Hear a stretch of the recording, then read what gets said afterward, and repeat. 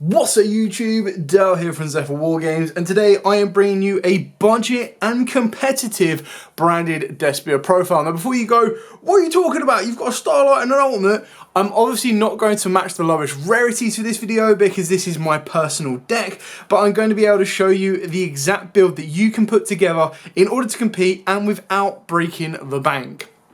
So, with all of that out of the way, please smash that like button, hit that notification bell and subscribe, and I'll also bring you more budget profiles and of course more branded content as well. With all of that out of the way, let's dive head first into the budget branded Despia profile. So of course we are playing Triple Aluba, the Jester of Despia. Now this comes as two forms of secret and of course an ultra rare, which is where you're going to be able to save the most money. Obviously with the ultimate rare branded fusion announced, they might creep up a little bit, but even then you should still be able to pick up ultra rares for about £3, maybe even £10 for a playset at max. We've got two Despian Tragedy. This came out in an original print of a common and goes from the past two as an ultra rare. So again, very, very cheap and easy to pick up. Now, obviously, I'm going to go over the cards that are not in the structure decks. And then when we get into the structure deck, that is where most of the cards are going to come from. We've then got the Ad Labiton and the one Dramaturge. This had a common reprint in one of the Megatins and originally was a super, and then Drama was originally an ultra, had another ultra reprint and is a Mega Pack 2022 secret. So you've got three different ways of getting hold of this, and again, both very, very cheap. Moving on to the cards that are within the structure deck, of course you've got Fallen of Albaz. This came as an ultra, a secret, an ultimate rare and a common in the structure deck, so very cheap and easy to pick up. Alongside two Macoria, again also came in the structure deck, and a Spriggan's kit. You can play more Spriggan kit if you want to, but keep in mind that the structure decks, if you're lucky and you have a Smith's toy store nearby, they were actually selling the structure decks for £3. It's very unlikely you're going to be able to find them, so you are going to be paying £10 for a structure deck. But as you've seen, apart from Branded Fusion, we're not actually playing anything at free odds from the structure deck, so it's entirely up to you whether you want to get 2 or 3. Another card that came in the structure deck as a common is the Albion, the Shrouded Dragon. Then cards, again, going back that are not in a structure deck is the Bestial Saranir. You can play this at 2 if you want to. I still feel that it is a very powerful card. If you've been able to get hold of the other Bestials in the form of stuff like Druid Swarm, Magnamoot more likely, then of course you can add them in. But I still feel that Saranir is such a great card. Not only is it an extender as a Dark Dragon, but also giving that capability to Foolish Burial, a branded spell or trap, can then be helped being able to use a card like Retribution to add it back. Now, obviously in the strategy of this one, kit is more important in order to do stuff like that as well, so it is something you need to be aware of. Then the one surprise package, or the one surprise inclusion is the Grapha, the Lord of the Darkworld. Now, this came in the Darkworld structure deck. It is a common. You can pick it up very, very cheaply, very, very easily, and if you have a good friend, they might even give it to you for free. So I'm going to jump ahead a little bit and explain why we have this, because this is the only card that a lot of people are going to go, why the hell is that in here? Well, quite simply, when you look at the Dragoon package, you're looking at £30. Should be Dragoon plus a Dark Magician. So, what is the next closest alternative? The reason you're making Dragoon is to help protect you from certain card effects and stuff like Nibiru. Well, the next best alternative is a Grapha Dragon Overlord of Darkworld. Now, obviously, it's not as untargetable or undestructible as Red Eyes Dark Dragoon, but it is still a much cheaper alternative, considering you can probably pick these up either for the price of a structure deck or probably for about £2 to £3 as a pair. It's 10% the value of Dragoon. Then, of course, we've got Triple Ash Blossom. This came out in 2 other structure decks. So it came out in the Crystal Beast structure deck, and it also came out in the Trap Trick structure deck. So very cheap and easy to pick up. Then the engine that replaces the Cartesia and the Fusion deployments, and that is, of course, the Edgint package. So we're going with a 2, 2, and 2. So 2 chains, 2 patchwork, and 2 poly. Obviously, poly has had 101 reprints. Chain has had, I believe, a super print, an ultra print, so it's very easy. I believe it even had a common print as well. So quite easy to pick up the chains now and the patchworks. Considering a lot of branded players have dropped them, it's not as relevant in deck building right now. It's definitely a very easy substitute. And what you're doing here is you've got 2 Cartesias there and then 3 fusion deployments, plus maybe an Aquadolphin if you mained it if you wanted to. And that's where you're kind of substituting that for other ways to complete a fusion summon without having to rely on a Cartesia, as these are about £25 as a secret rare until she gets reprinted. Carrying on through the build, of course, we are playing triple branded fusion. Not what more needs to be said about this. The heart and soul of the deck. Alongside triple branded opening, had its original super rare print, and then of course its reprinted secret rare print, so it's very easy to pick up if you want to. Another alternative route that you could take with a deck like this is you could go down a Predaplant route. That will allow you to kind of minimize some of these cards if you wanted to. I do feel that the Predaplant is very, very fun to use. It does kind of give you more options to play around and play through an Ash, so it's entirely up to you. And then we've got the one-ofs of the one branded in red, the one branded lost, obviously came in the structure deck. This one didn't, but it had a Mega Pack reprint of as a rare. Branded in white also came in the structure deck, and then a Despia Theatre. Now the reason I've added the Theatre in here is, again, it's another way of being able to perform a fusion summon without needing to go through something like Cartesia. It also gives you more access if you open up the Grepher Dragon, that you can utilize that in the hand to make the Grepher fusion and continue to make your plays further forward from there.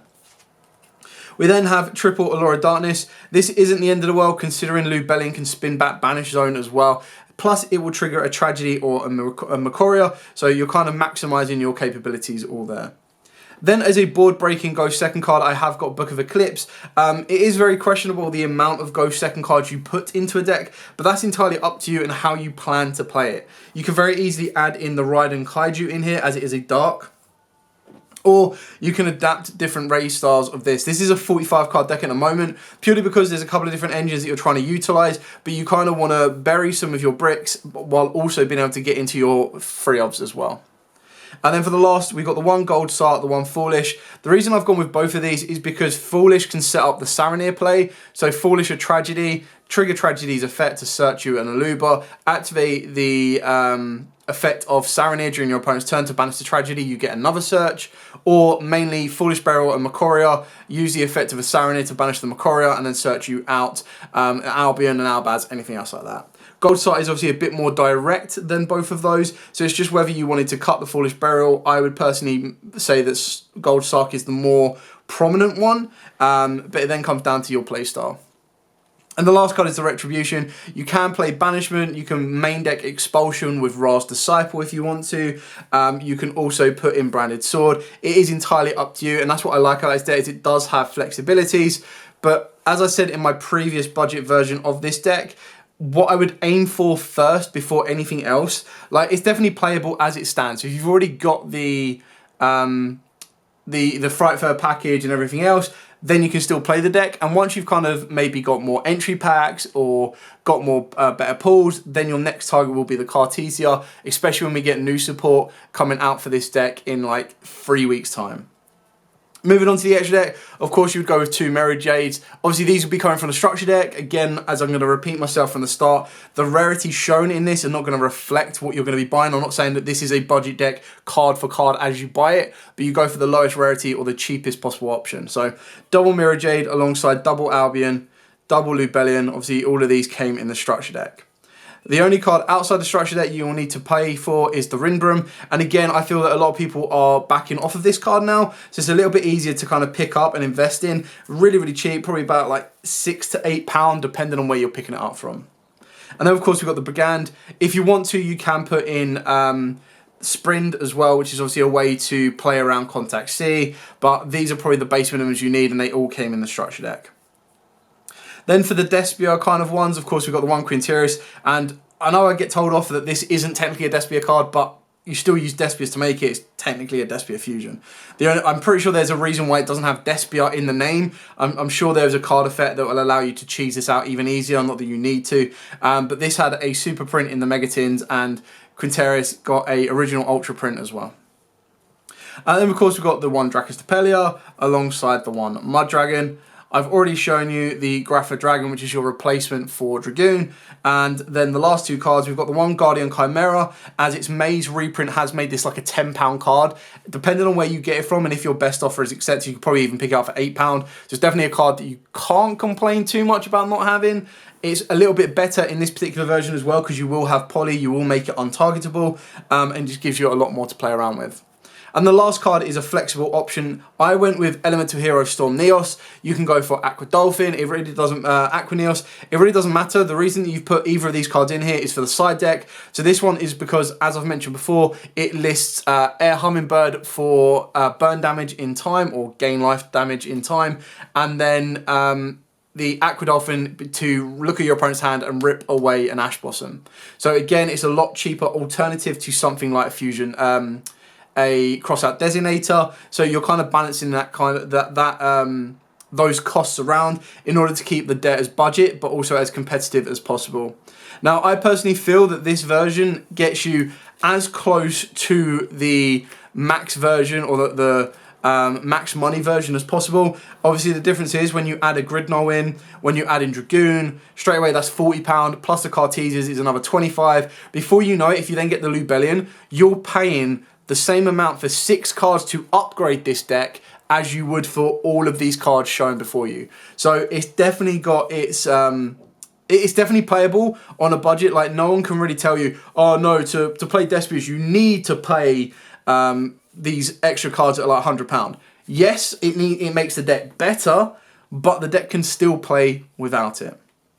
Anyway, thank you so much for watching. Don't forget to like, comment, subscribe, share. If you do have any questions at all, please put them in the comments down below. I'm always happy to answer them for you. And if you do have kind of any strategic changes or any kind of questions in regards to like how you play the deck, how you operate around with it and everything else, then just let me know. And of course, I will be more than happy to go through them with you as well.